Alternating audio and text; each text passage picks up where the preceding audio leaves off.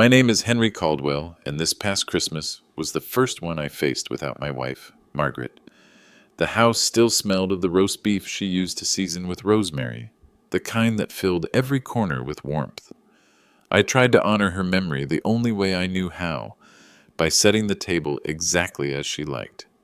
I polished the silver until it gleamed, unfolded the napkins into little fans, and lit the chandelier above the dining table so it cast a golden glow across the china. For weeks I had told myself that if I created the same holiday scene Margaret loved, then maybe the feeling of togetherness would return. My son Thomas and his wife Rachel had promised they would come. I imagined us sitting together, sharing a meal, telling stories the way we used to. I even baked a pecan pie, Margaret's favorite, though my crusts never quite matched hers. The hours crept by, and I kept glancing out the window, waiting for headlights to sweep across the driveway. Instead, a courier in a red windbreaker stepped onto my porch. He couldn't have been more than 20. He handed me a thin envelope, nodded once, and disappeared down the snowy path before I could ask a word. I stood in the doorway, staring at the paper in my hand, feeling the warmth of his fingerprints fading against the chill. I already knew what it meant before I opened it. Inside, written in Rachel's tidy handwriting, were only a few words. Henry, we've decided to spend Christmas with my family this year. Hope you understand. Rachel. That was it. No Merry Christmas. No we'll see you soon. Not even a call to hear my voice. Just a polite dismissal wrapped in ink. I closed the door quietly and turned back to the dining room. The candles flickered against the crystal glasses, casting soft shadows on the roast beef I had marinated for 2 days. The mashed potatoes sat untouched, still steaming. I lowered myself into the chair at the head of the table, the chair Margaret always insisted I keep, even when Thomas was grown. I tried to take a bite, but my throat closed and the flavor vanished on my tongue. I set my fork down and let the silence swallow me. This wasn't about one skipped dinner. It was about the choice they had made. They hadn't forgotten me. They had deliberately placed their joy at another table. Later, when the house grew too quiet, I picked up my phone, more out of habit than hope. And there it was, a Facebook post from Rachel's mother. A long table crowded with relatives, wine glasses raised, faces glowing with laughter. At the far end, Thomas sat with Rachel, his hand resting on hers, smiling as though the world had never known sorrow. The caption read, "So grateful for a house full of family this Christmas." Family. Grateful. The words cut deeper than any knife. I leaned back in my chair and let memories wash over me. I thought of the mornings when Thomas was small, running down the hallway in his pajamas. Margaret, pulling cinnamon rolls from the oven, sugar dusting the air. Our home had always been the place for Christmas, but somewhere along the years things shifted. 1 year here, another year there, until eventually my table was no longer their first choice. Margaret would have told me not to take it personally, that married couples divide their holidays, but I knew better. A courier on Christmas Day wasn't busyness. It was a message. The house was so still that I could hear the clock ticking in the living room, each second echoing the truth. I was no longer part of their plans. My eyes drifted to the Christmas tree in the corner.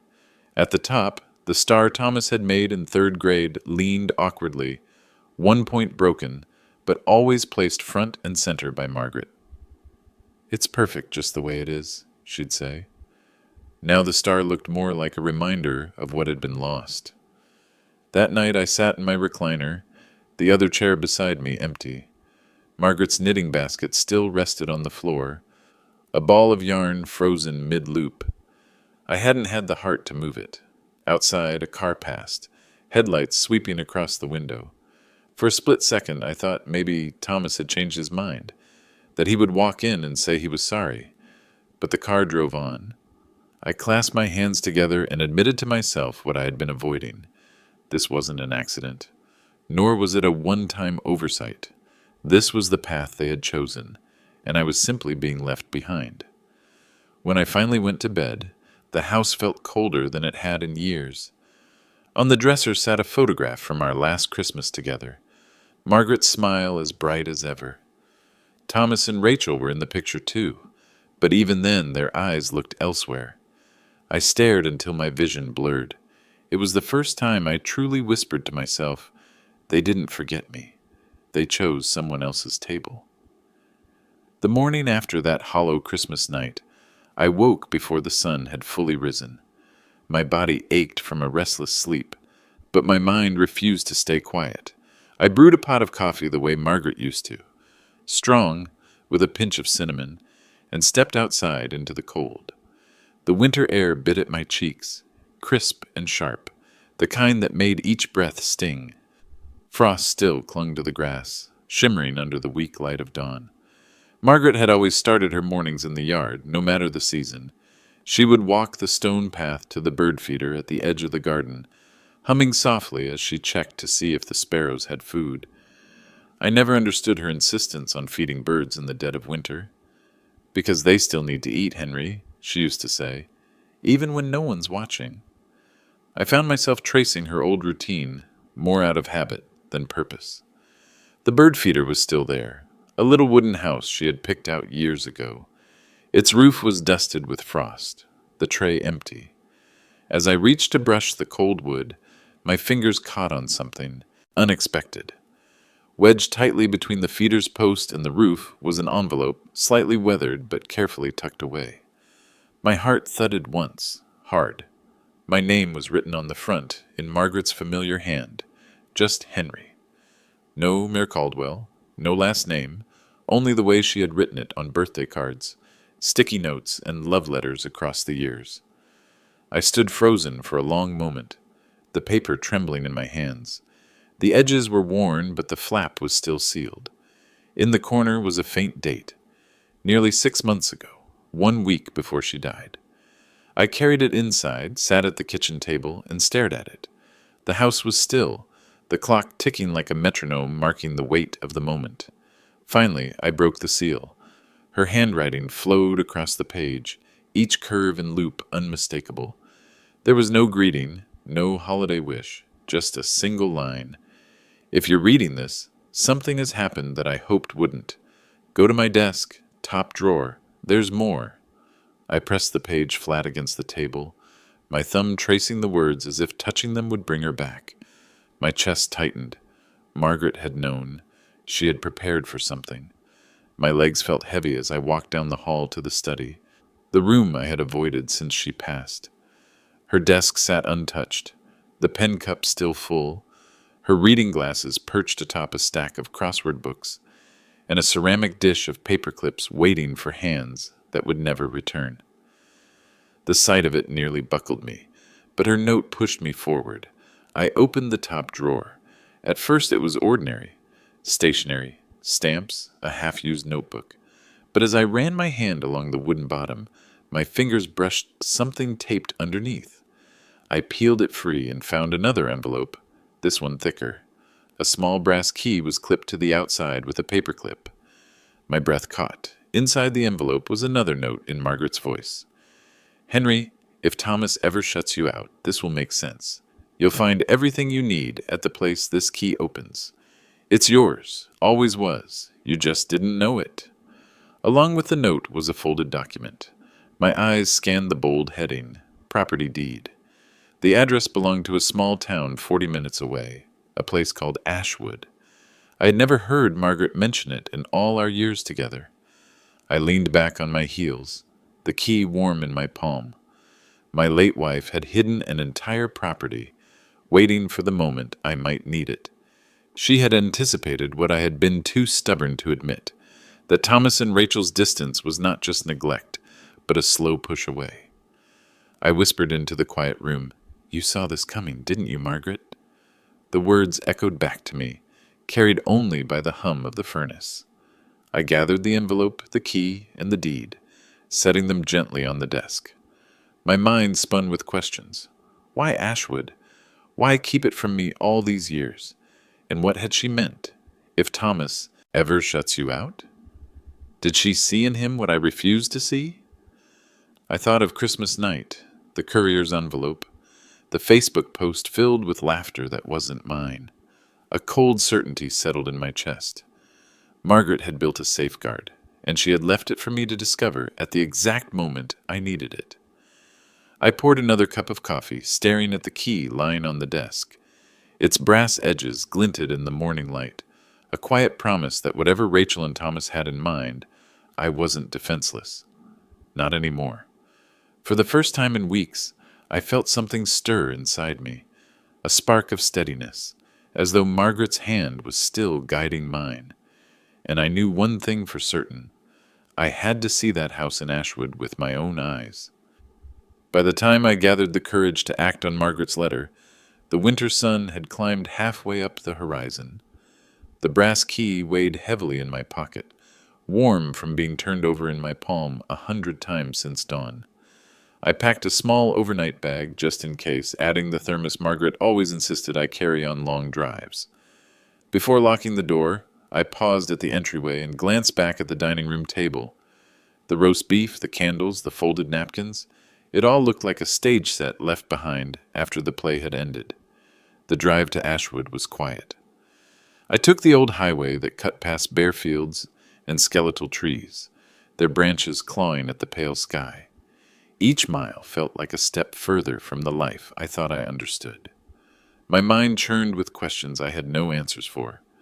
How had Margaret kept a whole property secret? Why there, of all places? And what exactly did she expect me to find when I arrived? Ashwood itself was small, the kind of town that seemed untouched by time. A diner with red vinyl booths sat at the corner, its sign buzzing faintly.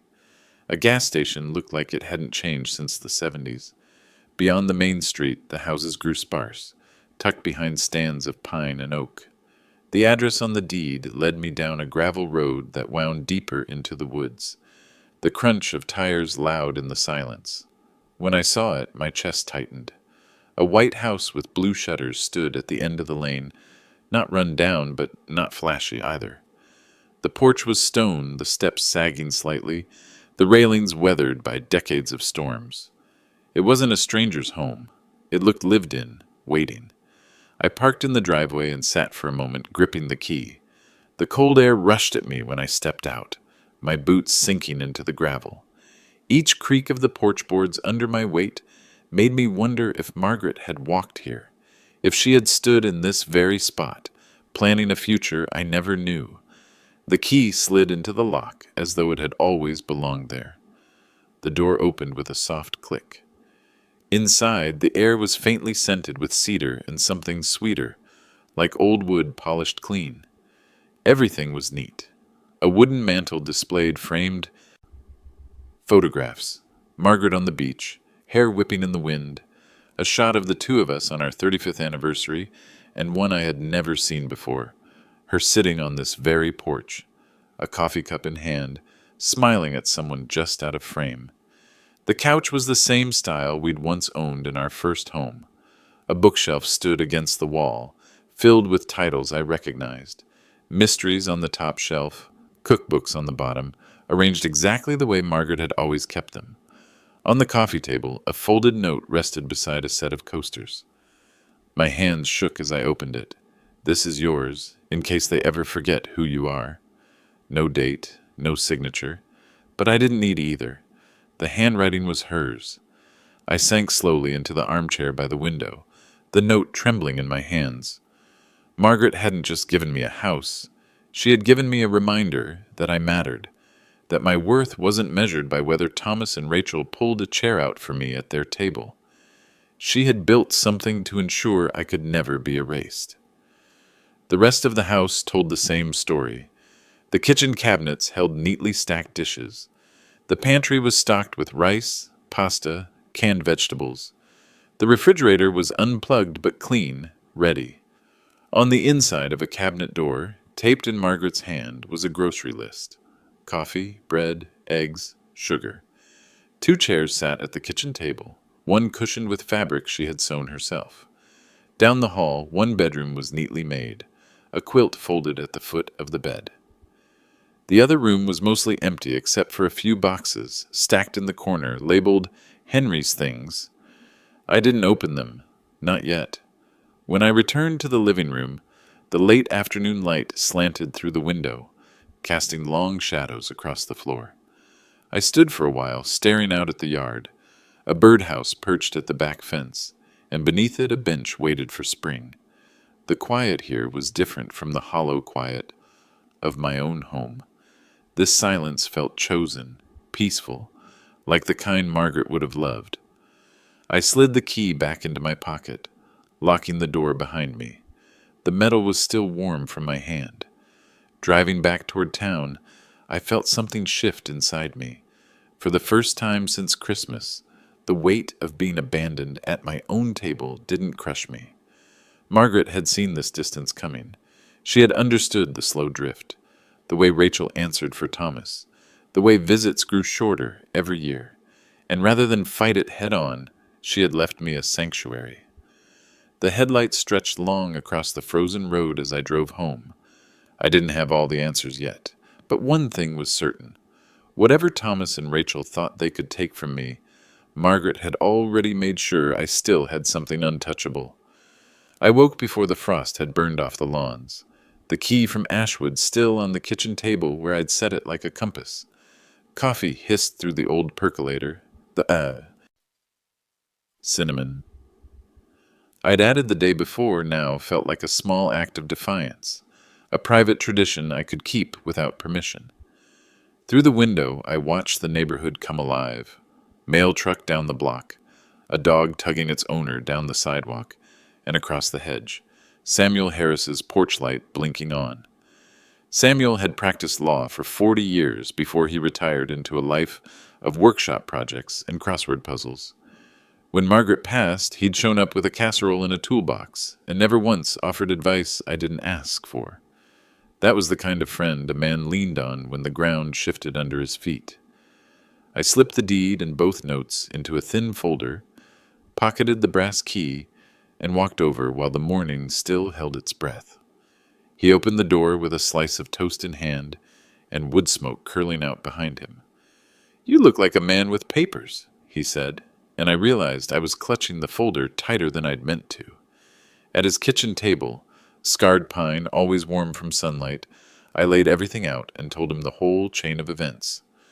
Christmas, the courier, the silence after, the letter in the bird feeder, the address in Ashwood, and the house that felt like it had been waiting for me to find it.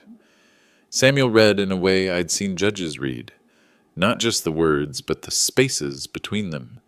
He checked the deed twice, ran a thumb along the recordation stamp, and nodded slowly. "Title in your name alone," he said. "Not joint, not community property." Margaret knew exactly what she was doing. He tapped the margin. "Separate holdings like this are a shield if people start reaching." "If," I said, though the word felt naive even as it left my mouth. He set the deed down, folded his hands. "Henry, I've seen families file guardianship petitions on less than a missed bill in a bad day. We're worried about Dad turns into, we'll take it from here quicker than you'd believe. Sometimes it's love tangled up with fear. Other times, it's just appetite." Rachel's neat handwriting from the Christmas note flashed across my mind, and with it smaller memories I'd been ignoring. Her answering questions addressed to Thomas, her suggestion, under the banner of helpfulness, that she could sort the mail, while I recovered from minor surgery last spring. I told Samuel as much. He listened without interruption, then drew a deliberate breath. "2 tracks," he said. "First, verify if Margaret set anything else up. Accounts, a trust. Beneficiary designations. Daniel Price is the accountant I trust when I'm out of my depth. He's discreet and thorough.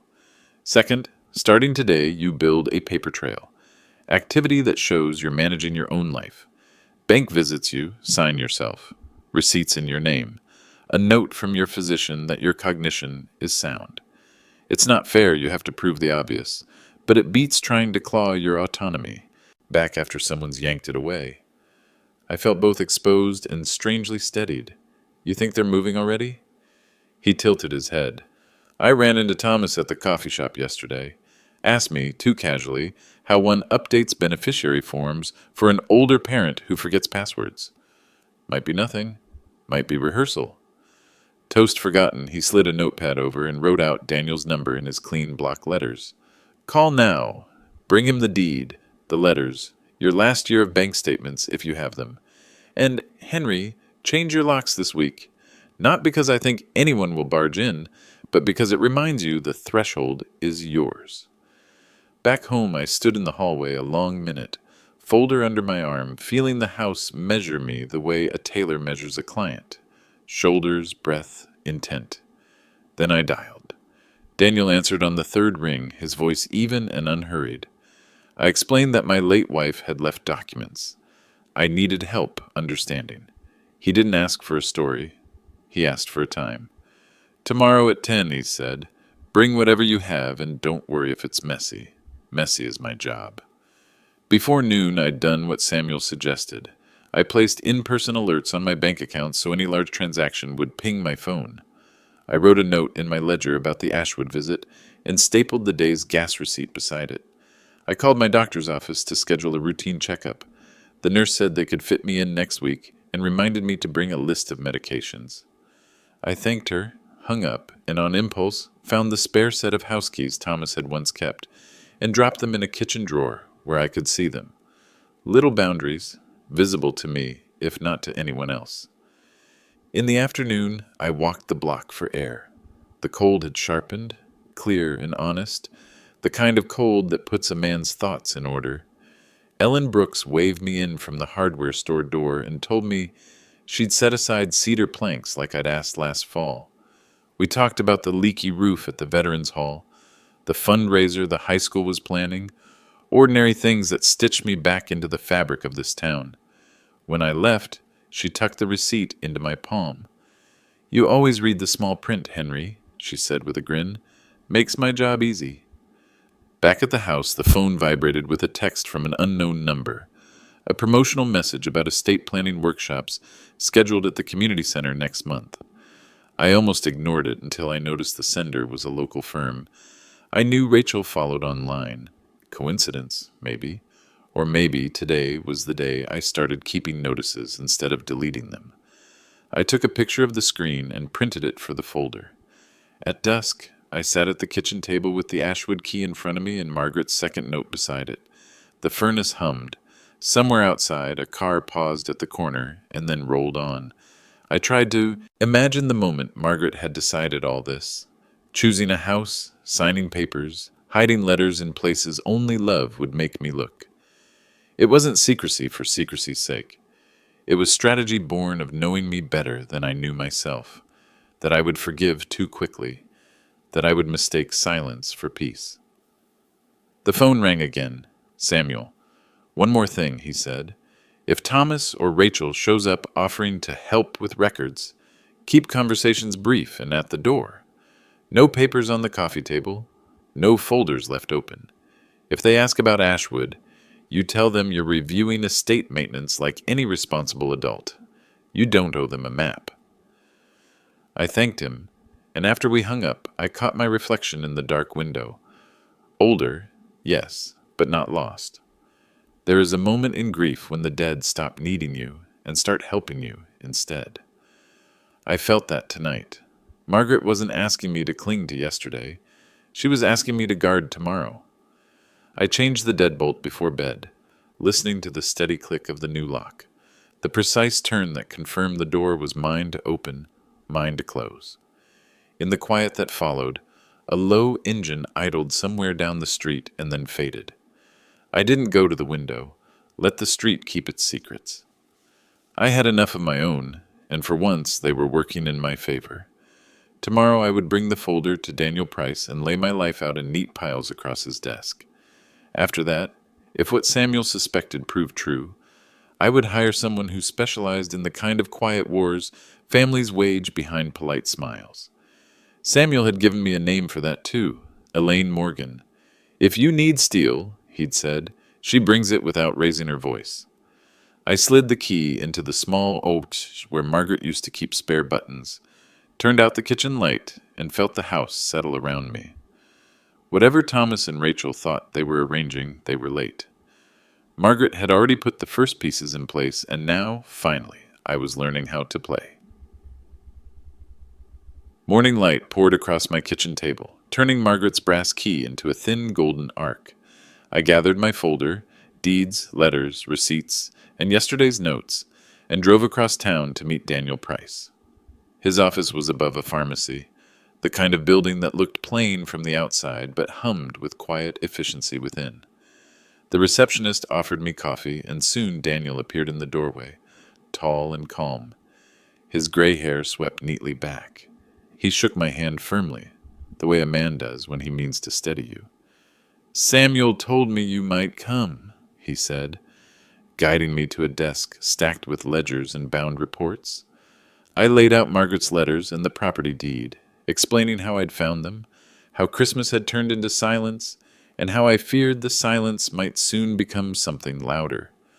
Legal filings, guardianship claims, loss.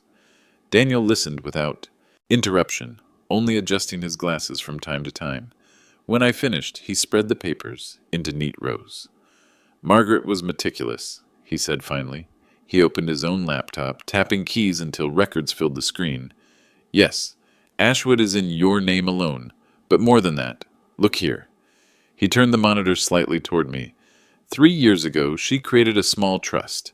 The Ashwood house is its anchor, but it's funded beyond the property. Savings, dividends, a few insurance policies, all structured to bypass probate.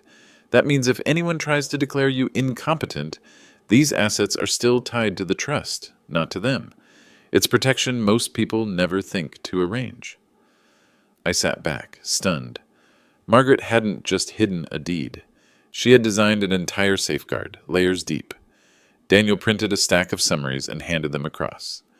"Here's where you need to focus. Maintain your personal accounts cleanly, keep documentation of your choices, and appoint a trusted advisor if you ever want to delegate. Don't leave blanks for anyone to fill in." His tone was professional, but not unkind. I found myself asking the question that had gnawed at me for days. Do you think Thomas and Rachel could actually win something like a guardianship? Daniel paused, considering. They could try. If they can convince a court you're impaired, it opens the door. Judges don't like risk where older adults are concerned. But with Margaret's trust, a supportive physician's note, and people like Samuel or neighbors who can testify to your independence, they'd have a steep hill to climb. I thanked him and slid the papers back into my folder. The weight felt different now. Not just proof of my wife's foresight, but a responsibility she had handed to me. As I left, Daniel's parting words lingered. Stay visible, shop in person, attend community events. Let people see you sharp, steady, engaged. A reputation for capability is a shield. That afternoon I put his advice into practice. I drove to the local bank instead of managing things online, speaking with the teller by name as I deposited checks. At the grocery store, I chose my own produce, exchanging a laugh with Raj Patel, who reminded me I still owed him for that jar of honey Margaret had taken on credit last spring. I paid him with cash and asked for a receipt. "Keep it," Raj said with a grin. "Proof you're still sharp, eh?" Back home, I slid every receipt into the growing folder. Evidence. Anchors. But peace didn't last long. Near dusk, I noticed a black SUV idling at the corner of my street. Windows tinted, engine running. It lingered until I stepped onto the porch, then rolled slowly away. A coincidence, maybe. Or maybe the first sign that whispers were becoming actions. Later that evening, the phone rang. Thomas's voice on the other end was unusually soft. "Dad, Rachel and I were thinking maybe we should help you. Get organized. Finances, mail, things like that. You know, take some weight off your shoulders." I gripped the receiver tighter. His tone was gentle, but Samuel's warning echoed in my ears. No papers on the coffee table. No folders left open. "I appreciate the thought, son," I said, keeping my voice steady. "But your mother and I arrange things. I'm managing fine." A pause. Then Thomas sighed, as though disappointed. "If you're sure." "I'm sure." When I hung up, I sat for a long time in the quiet, folders still within reach. They weren't waiting months. They were circling already, testing the edges of my defenses. Before bed, I wrote in my ledger again. Bank visit, grocery visit, phone call with Thomas. The act of recording steadied me. Margaret had built the framework. Samuel had given me counsel. Daniel had provided proof. Now it was my turn to live in a way that left no doubt. Still, as I turned out the light, the image of that SUV returned. Headlights glowing at the corner, engine humming low, waiting.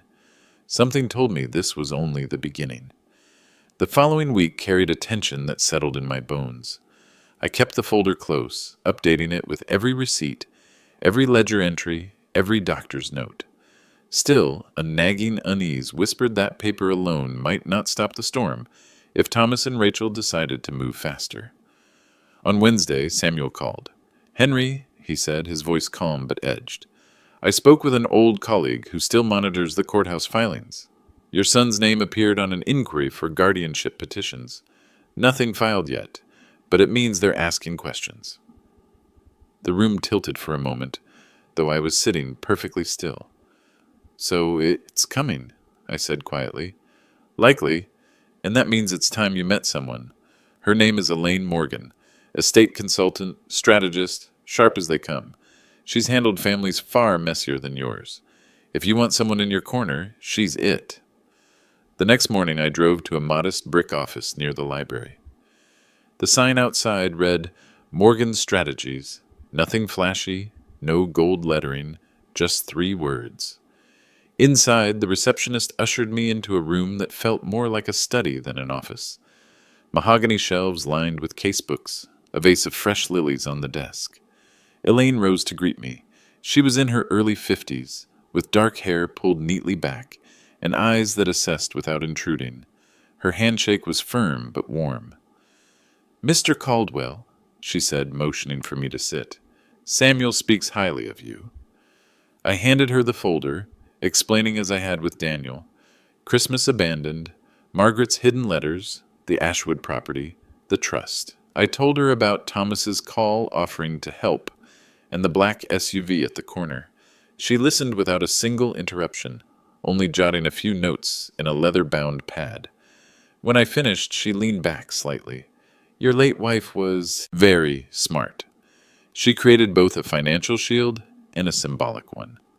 The Ashwood property anchors the trust, yes, but it also gives you a physical retreat no one else can claim.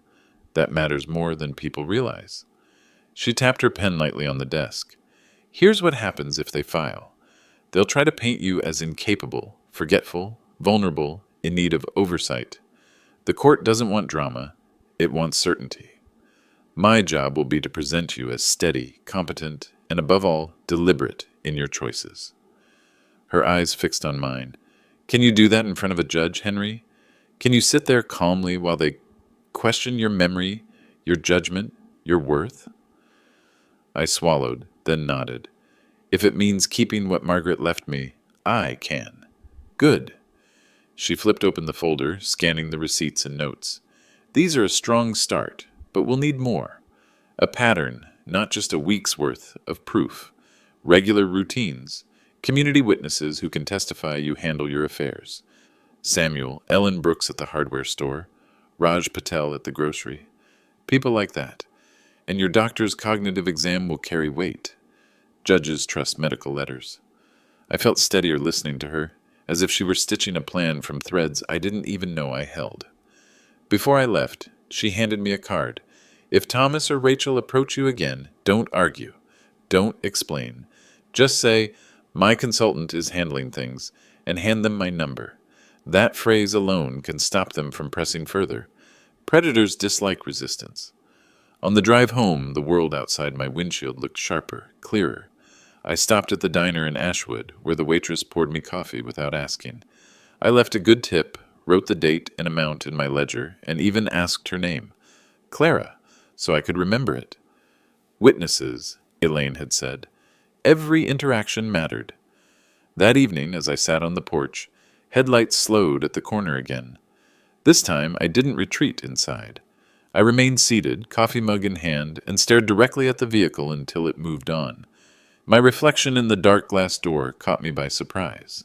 Not just an aging widower anymore, but a man bracing for battle. Inside, I placed Elaine's card at the front of my folder, where it glared like a shield. Margaret had left me tools, Samuel had given me counsel. Daniel had built the financial walls, and now Elaine had added steel. I whispered into the quiet house, "I'm not alone anymore, Margaret." For the first time in weeks, I almost believed it. I was sweeping the porch when the man in the navy windbreaker turned up the walk with the kind of careful politeness that always precedes something unwelcome.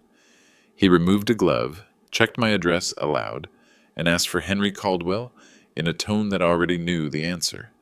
When I said yes, he handed me a slim packet, nodded once, professional, impersonal, and headed down the steps, without a word of sympathy.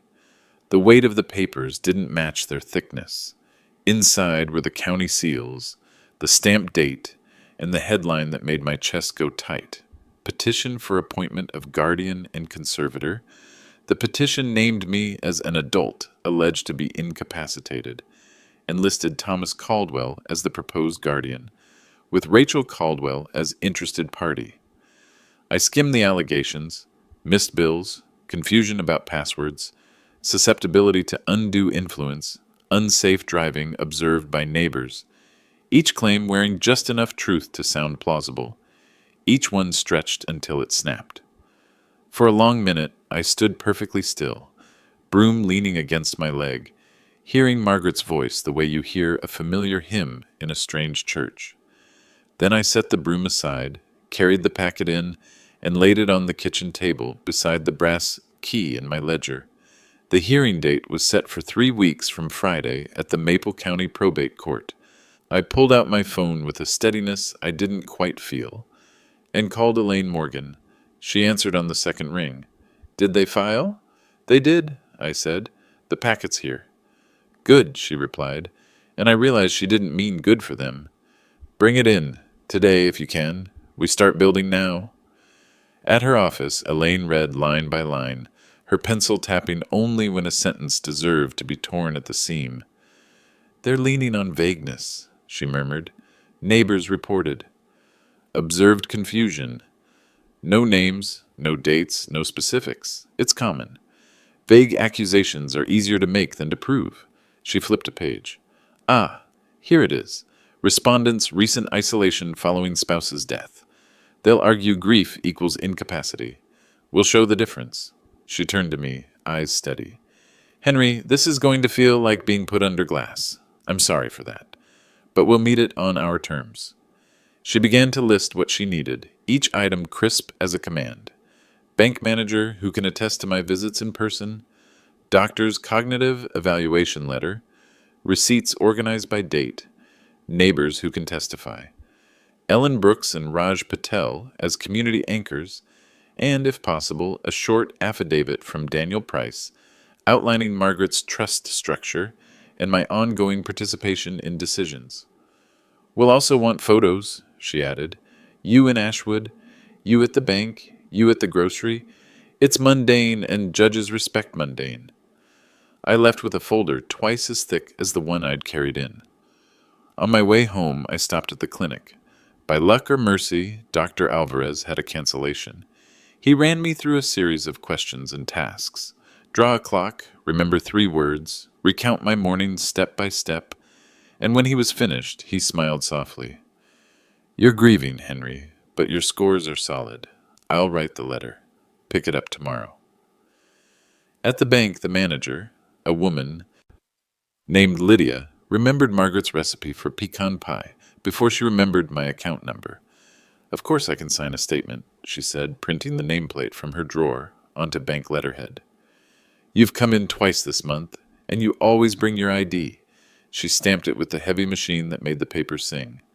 That evening, as I organized everything on the dining room table, my phone lit with Thomas's name. I let it buzz once before answering, then put him on speaker so my hands could keep sorting. "Dad," he began too gently, "I hope the paperwork didn't scare you. We're just trying to keep you safe. It's a lot to manage alone, and Rachel's been worried." "Thomas," I said, and surprised us both by how even my voice sounded. "My consultant is handling things." I slid Elaine's card from the folder and read the number. "Any questions you have can go through her."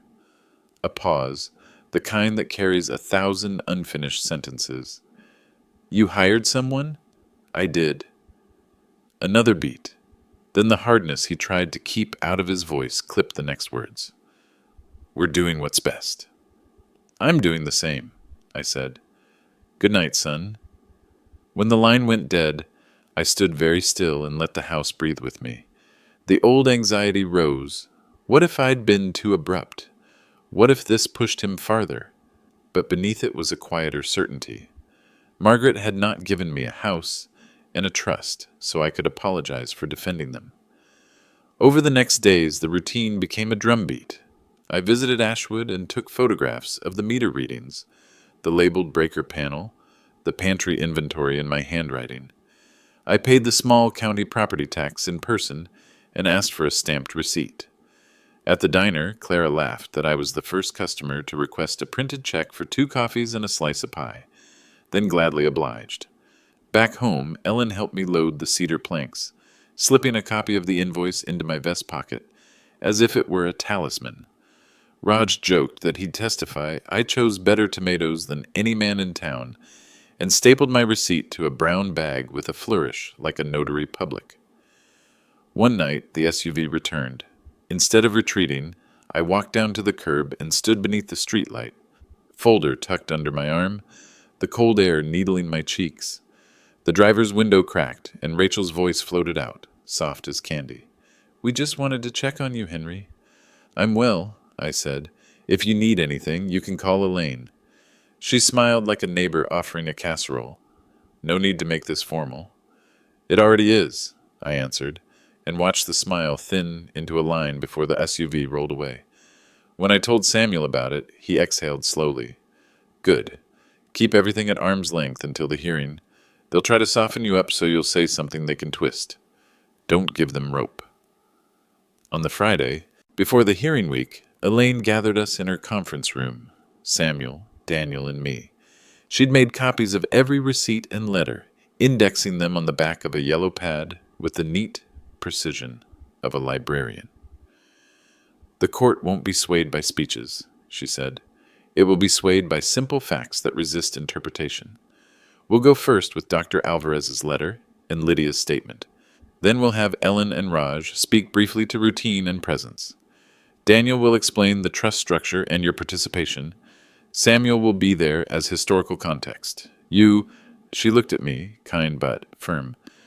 You'll sit straight, make eye contact, answer plainly, and never volunteer more than the question asks. What about Thomas? I asked. What will they say? They'll talk about your grief, she said. They'll bring up the Facebook post you shouldn't have seen. They'll mention the spare keys they once kept, the time you left the porch light on till morning, the day you forgot the pharmacy changed hours and showed up at the old time. They will take ordinary moments and call them symptoms. We will call them life. Silence settled. Then Samuel reached over and squeezed my shoulder, a gesture that carried 30 years of friendship. We've got you, Henry. I sat there with my hands folded and realized the fear hadn't vanished, so much as moved to a place where it couldn't drive. The betrayal still hurt, but the hurt no longer blinded me. On the way out, I paused in the hall beneath a framed photograph. Elaine shaking hands with an elderly woman outside a courthouse, both of them smiling like people who had crossed a river together. 3 weeks from Christmas, I had been a man eating at a table set for ghosts. Now I was a man with a date, a plan, and a room full of people ready to say out loud what I knew in my bones. I was not lost. I was not confused. I was not a burden to be moved around like a piece of furniture. The petition bore my name, but so did the life I had lived. And in Maple County on Friday morning, I intended to make sure the court could read the difference. The week before the hearing stretched thin, each day taut as a wire. I kept moving, because movement made fear quieter. Every morning I walked to the post office for stamps I didn't need, greeted the clerks by name, and asked for a dated receipt. I carried groceries home in my own hands, receipts folded neatly into my vest pocket. Each evening I wrote in my ledger, time, place, purpose, until the pages carried not just ink, but testimony. Still, unease shadowed me. On Tuesday evening, I noticed Rachel's SUV again, this time parked directly across the street. She sat behind the wheel with her phone glowing pale in the dim cabin. I stepped onto the porch, folder under my arm, and waved. Not friendly, not hostile, just acknowledging. She lowered her window 2 inches. "Checking on you, Henry." She called, voice syrupy. "I'm fine," I answered. "You'll see that in court." Her smile faltered before the glass slid up. The SUV rolled away, taillights cutting red streaks across the dark. On Wednesday, I met Dr. Alvarez again to collect his letter. He handed it to me with a small smile. "I wrote it plainly," he said. "Grief does not equal incapacity. Your memory and reasoning are intact. Anyone can see that." His assurance felt like a shield slipped into my folder. From there, I stopped by Ellen Brooks' hardware store. She came out from behind the counter, wiping her hands on a rag. "You'll need me Friday?" she asked. "Oh, if you're willing." "Of course," she said, firm. "I'll tell the judge what I've seen for years. You're sharper with a list than half the young men who walk in here." She pressed a hand on mine. "Don't let them make you small." Later at the grocery, Raj Patel tucked my receipt into a small envelope, writing the date in his looping script. "I'll testify," he said. "I'll tell them you argue with me about which apples are freshest. That's no failing mind." His humor softened the knot in my chest. By Thursday, the support felt real. People ready to stand, facts ready to speak. Yet that night, sleep wouldn't come. I sat at the kitchen table, Margaret's key to the Ashwood house gleaming under the light. I whispered into the stillness. "You saw this coming. You left me the map. Now I have to follow it." Friday arrived. The courthouse sat at the end of Maple Street, its limestone columns dusted with frost, the flag snapping in a winter wind. Inside, the air smelled faintly of coffee and varnish. The clerk directed me to Probate Courtroom 2, where Judge Catherine Monroe presided. Elaine met me at the doorway, her calm presence grounding me. She adjusted my tie, nodded once. "Remember, Henry, answer only what's asked. Sit steady. Let the facts speak." At the petitioner's table, Thomas and Rachel waited. Thomas looked nervous, shifting in his chair, while Rachel's expression was composed, even rehearsed. She met my gaze with a smile that didn't reach her eyes. When the judge entered, everyone rose. The gavel sounded, sharp as a heartbeat. "This matter concerns the petition of Thomas Caldwell for guardianship and conservatorship of his father, Henry Caldwell," Judge Monroe read aloud. "We will hear the petitioners first." Rachel rose smoothly, papers in hand. She spoke of worry, of missed bills, of loneliness after Margaret's death. She painted a picture of a man slipping into confusion, unsafe in his independence. She nodded toward Thomas, as though his silence were noble restraint rather than lack of conviction. Her voice was calm, persuasive, even compassionate. I sat still, my hands folded in my lap, the folder on the table before me. Every so often I glanced at Margaret's key in my pocket, grounding myself. When Rachel finished, the judge nodded. "Counsel for the respondent?"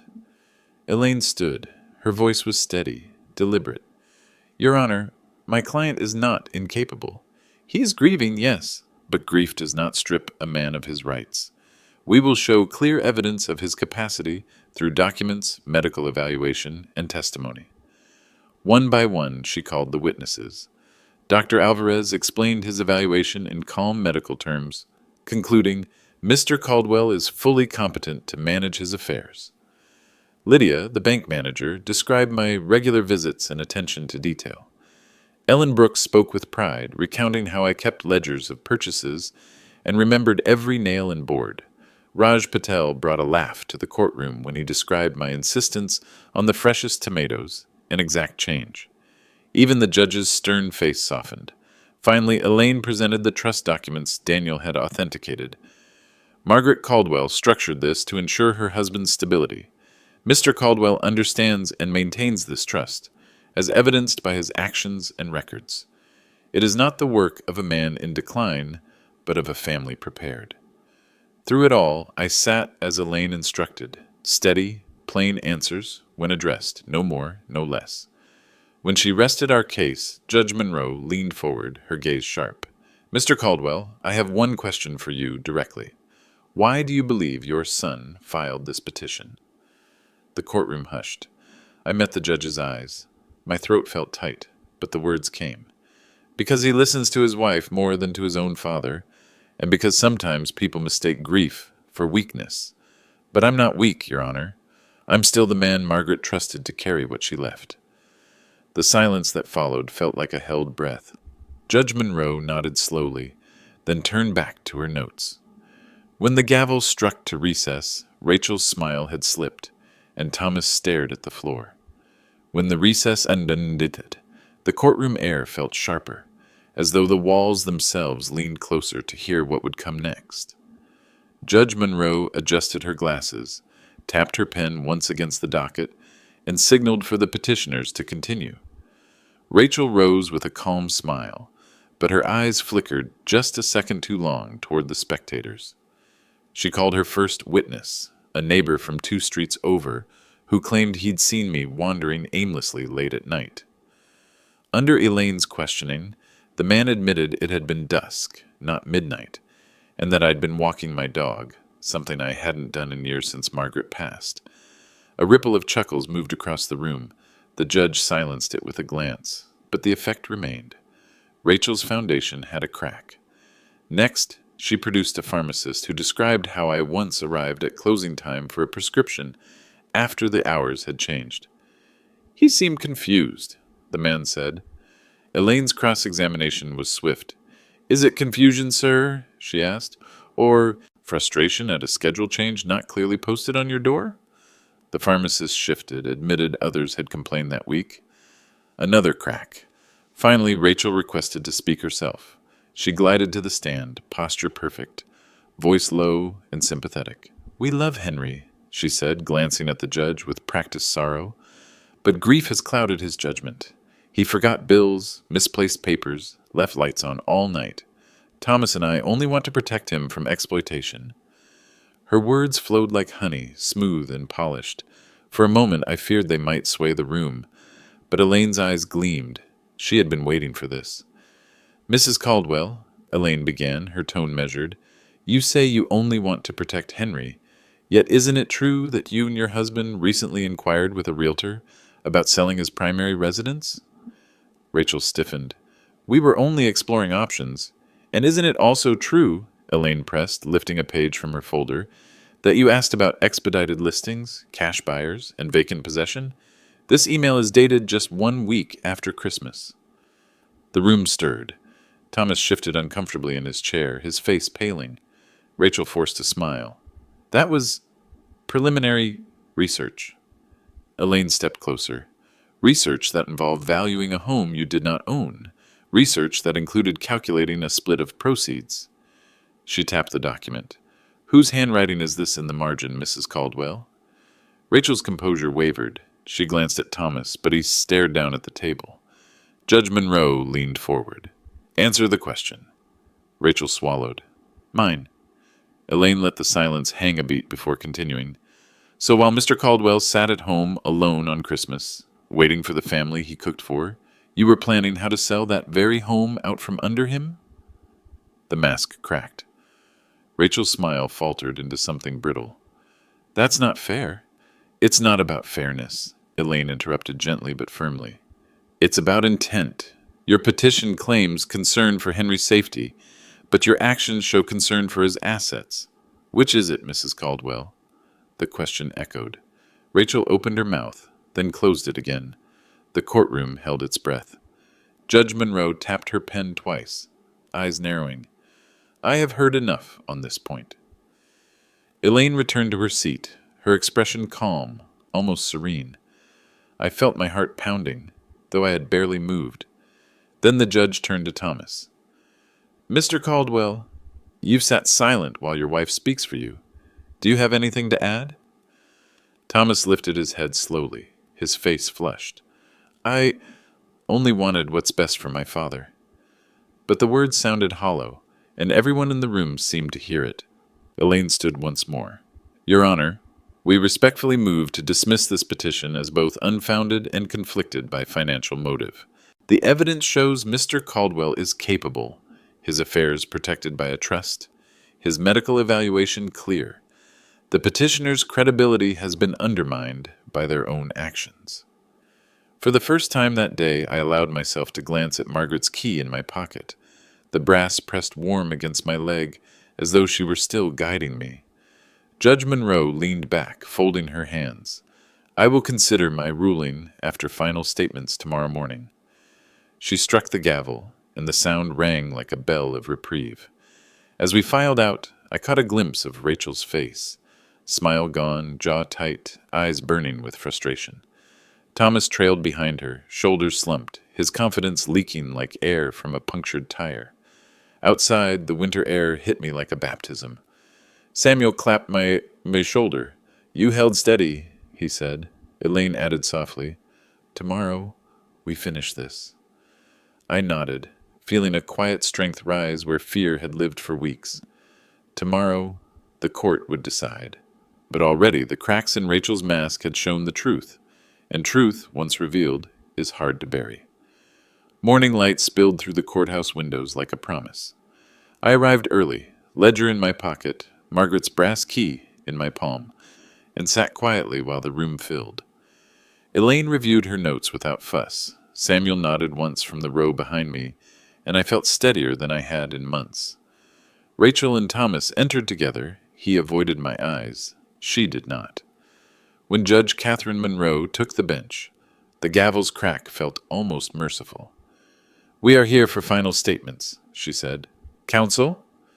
Elaine stood, her voice even. "Your Honor, guardianship is an extraordinary remedy. It removes a person's civil rights. The law requires incapacity, not sorrow. Mr. Caldwell is grieving, yes, but he is competent, active, and protected by a trust his late wife wisely established. The petitioners offered allegations without dates or names, and emails that suggest motives other than concern. We ask that you deny the petition and award costs." Rachel rose next. Her speech was smoother than the truth beneath it. She repeated the word safety like a mantra, as if repetition could manufacture evidence.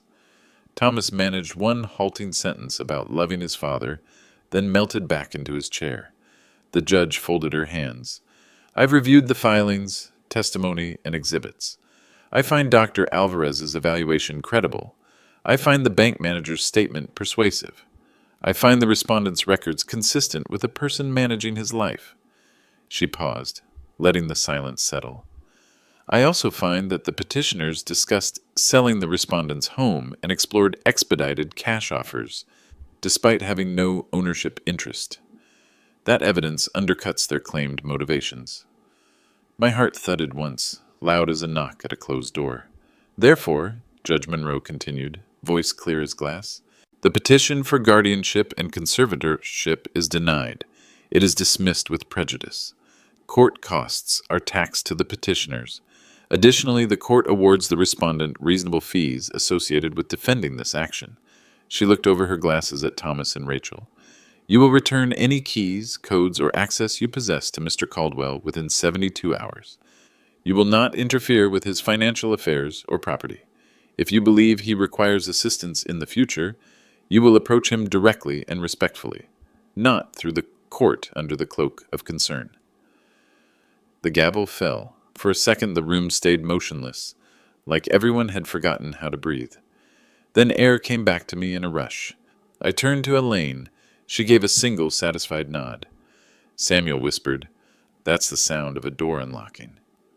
On the steps outside, winter sun warmed my face. Reporters weren't waiting. This wasn't that kind of case. But three neighbors I barely knew were: Ellen with her hardware apron still on, Raj with a paper bag tucked under his arm, and Lydia from the bank holding a folder like a shield. They didn't crowd me. They just stood there, the way a town stands when something right has happened, and everyone understands what it took. Rachel brushed past, jaw set, embarrassment burning like a rash across her cheeks. Thomas lagged behind, eyes wet, lips parted around a word he couldn't finish. He stopped 2 steps away. "Dad, I heard everything, I said gently. So did the court. He looked down, swallowed. We made it about money. You did, I said, and now you'll make it right. Start by returning the keys. I reached into my pocket and felt Margaret's brass edge bite my skin, a reminder that mercy and boundaries can live in the same hand. If you want a relationship with me, Thomas, it won't be built on papers I have to defend against. He nodded once, then followed Rachel toward the parking lot, the two of them suddenly smaller without a judge to face.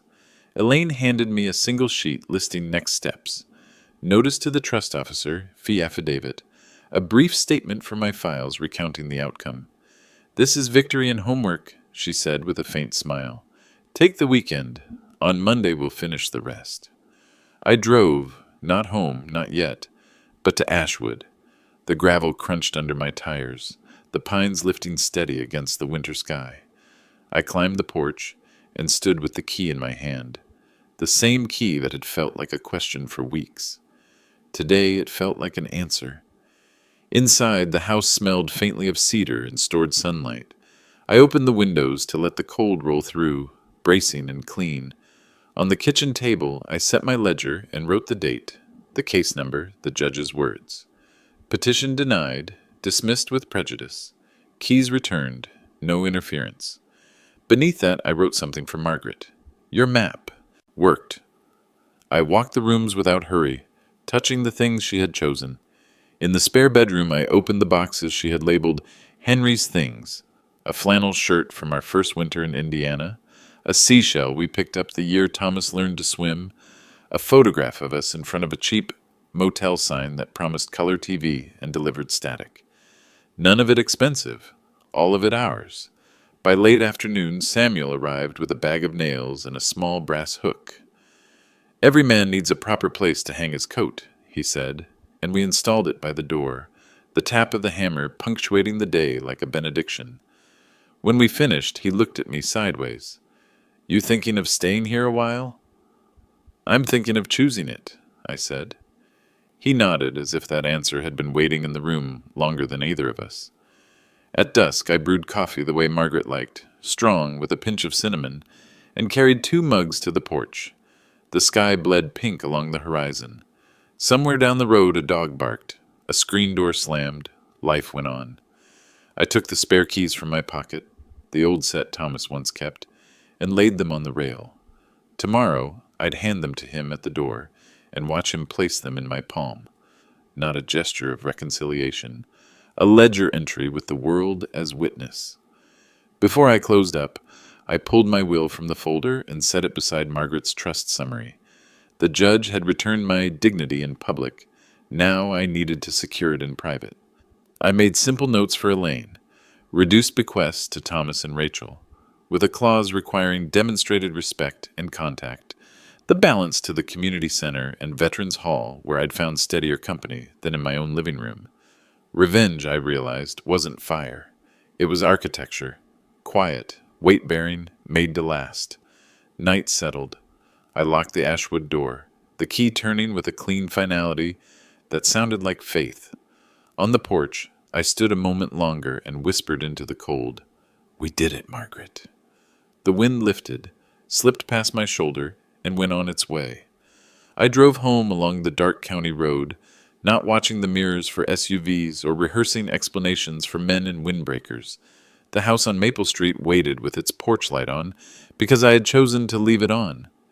Inside, I hung my coat on the hook by the door, my door, and set the brass key in the little dish where Margaret used to keep spare buttons. Some victories roar, mine clicked. A bolt sliding into place, a chapter ending with a door, I closed myself.